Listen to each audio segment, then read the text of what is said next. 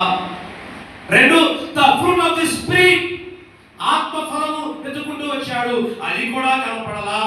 మూడవ ఫలం ఎఫెసీ పత్రిక 5వ అధ్యాయము 9వ వచనం. ఎఫెసీ పత్రిక 5వ అధ్యాయము 9వ వచనం. త్వరగా చదవాలి.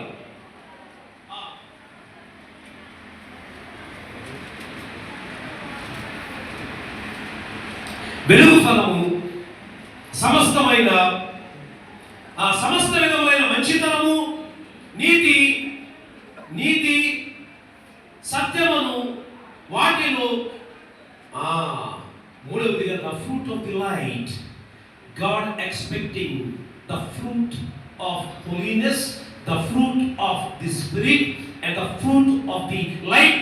నాలుగవ ఫలం హెబ్రీ పత్రిక 13వ అధ్యాయము 15వ వచనం. హెబ్రీ పత్రిక 13వ అధ్యాయము 15వ వచనం.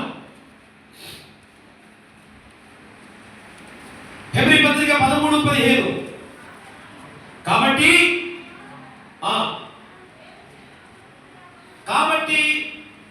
కాబట్టి ఆయన ద్వారా మనము దేవునికి ఎల్లప్పుడూ స్తుతియాగము చేయుదుము, అనగా ఆయన నామమును ఒప్పుకొనుచు జిహ్వా ఫలము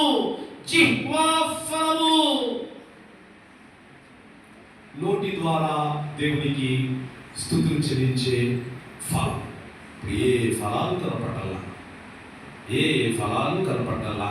కాబట్టి ప్రభువునందు ప్రియమైన దేవుని బిడ్డలారా, ఈ రోజున దేవుడు why God has placed you in Saint Peter's Church, ఎందుకు దేవుడు నిన్ను ఈ సంఘంలో ఒక స్త్రీగా, ఒక పురుషుడిగా, ఒక నాయకుడిగా, ఒక పెద్దగా, ఒక యవనస్తుడిగా, ఒక వృద్ధుడిగా, ఒక యవనస్తురాలిగా, ఒక తల్లిగా, ఒక చెల్లిగా, ఒక అక్కగా, ఒక అన్నగా, ఒక తమ్ముడిగా, why God has placed you, ఎందుకు దేవుడు నిన్ను ఇక్కడ పెట్టాడు అంటే two reasons.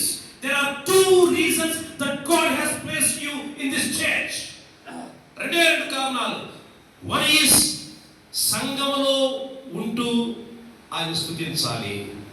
రెండు, సమాజంలో ఉంటూ ఆయన స్వార్థ ప్రకటించాలి. Here to praise, outside to proclaim. అంటే ఎక్కడ ఉన్నంత వరకు ఆయన స్తుతించు. 6 రోజులు బయట ఉంటావు కదా ఇంటి దగ్గర, ఆయన గురించి ఎవరు కనపడితే వాళ్ళకి. మీ ఇంటి ముందు కూరగాయలు కూడా వెళ్తాడు, కాయలు అమ్ముకునే కూడా వెళ్తాడు, లేకపోతే ఆకుకూరలు అమ్ముకునే వెళ్తుంది. పొద్దున్న లెగిస్తే ఎంతో మందిని కలుస్తావు. ఒక్కరికి యేసయ్య గురించి ఒక్క మాట చెప్పావా? గంటలు ఏంటి పుచ్చిపోయిన కాయలు తీసుకొచ్చావు, ఇవన్నీ మాట్లాడుతూ ఉంటాం. కొత్త పచ్చి మాటలన్నీ మాట్లాడుతూ ఉంటాం. ఏమండి? సో కాబట్టి సంఘంలో ఉన్నప్పుడంతా ఆయన స్తుతించు.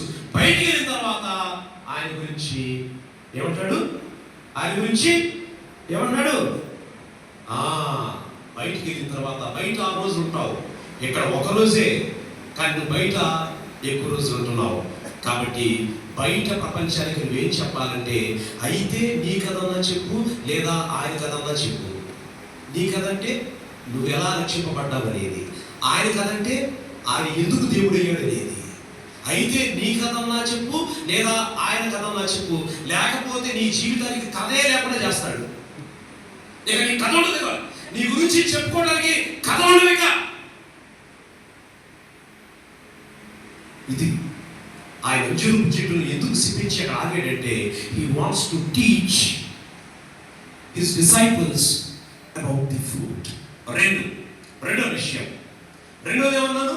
he wants to teach about faith, విశ్వాసం గురించి నేర్పించాలనుకుంటున్నాడు ఆయన. ఇదే ఈ అంజూరపు చెట్టు సందర్భంలో మనం చూస్తాం. మత్తయి సువార్త 21వ అధ్యాయము, అక్కడే ఉన్నాం మనం, ఎక్కడికి వెళ్ళాం. అంజూరపు చెట్టు చుట్టూతా తిరుగుదాం మనం. మత్తయి సువార్త 21వ అధ్యాయము. ఆయన ఫలాలు వెతికాడు, కనపడలేదు. ఆ తర్వాత ఎన్నటికీ నువ్వు కాపిపోయేవుగా అని చెప్పాడు. తక్షణమే అంజూరపు చెట్టు ఎండిపోయాను.